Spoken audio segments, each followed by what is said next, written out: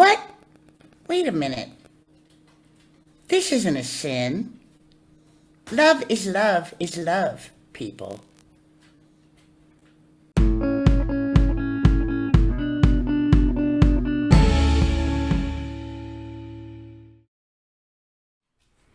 I think it's great to be proud of yourself or your kids or your heroes. But the pride I think they're talking about is when you think you're so great. You forget that you're part of a community. You think the whole world is about you. My grandma, I call her Mimsy, always says, be aware.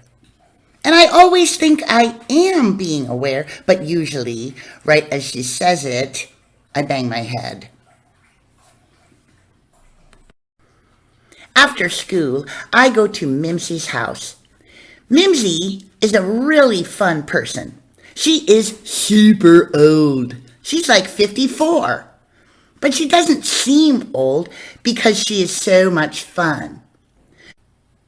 She told me some wacky stuff. Like when she grew up in the olden days, they didn't have computers and cell phones. If you wanted to call somebody, you had a phone that was attached to the wall. And you couldn't see their face. You could only hear their voice. If somebody tried to call you while you were on the phone, they would have to call back.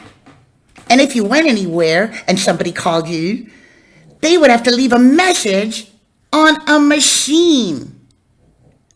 Also, if you wanted to write to somebody, you had to make an actual letter and take it to the actual post office.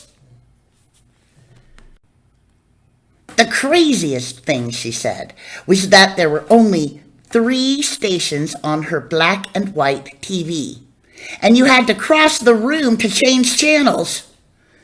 I honestly don't know how she did it, but one thing I do know is I don't need screen time when I'm with her because she does know how to do no screen time. When you tell her something, she can look you right in the eyes. And if the phone rings, she just lets it ring and keeps on listening. It's like a magic trick.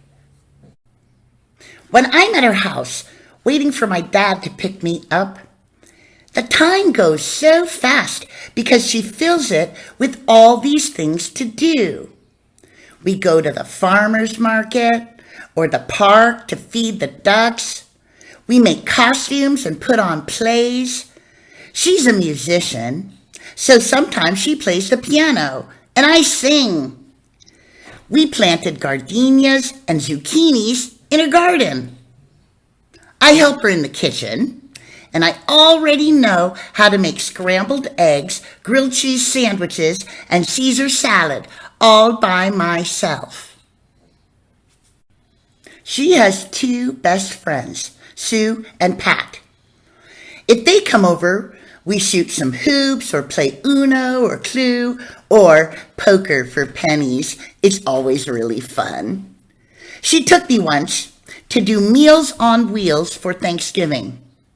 I really didn't want to go, but she made me. At the last house, she told me to take the meal and walk it to the door. I was so nervous. But when the guy opened the door, his whole face lit up. He was so happy to see me. Nobody was at his house for Thanksgiving, even though he has 3 kids. He was lonely. So Mimsy said she had 2 leftover meals, and we sat down with him and had dinner. He was very funny and had some crazy stories. So we had a really good time.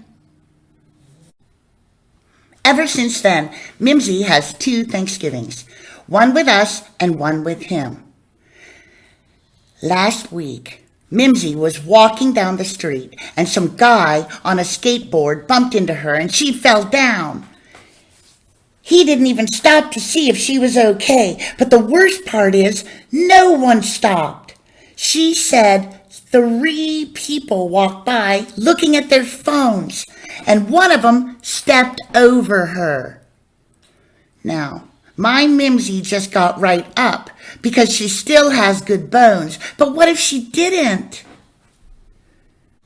What if she broke something and laid there in pain and nobody cared? That was somebody's grandma. I start to spiral when I think about it. Everybody matters to somebody, and we need to take care of each other. Mimsy would say, be aware.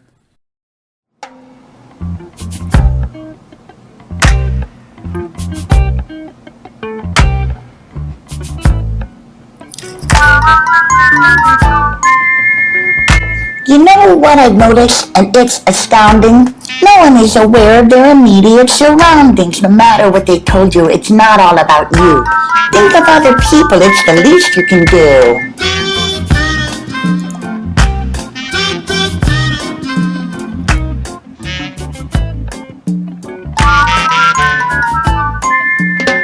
Look people in the eye and say hello. If someone is behind you, hold the door.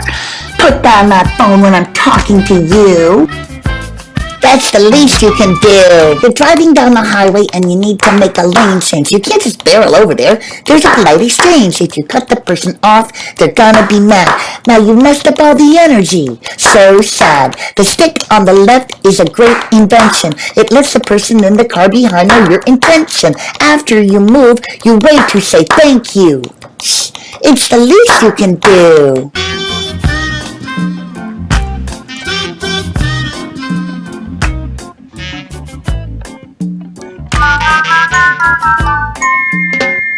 If someone falls down, help them to their feet. If you spit checks out at a restaurant, really pay for what you eat.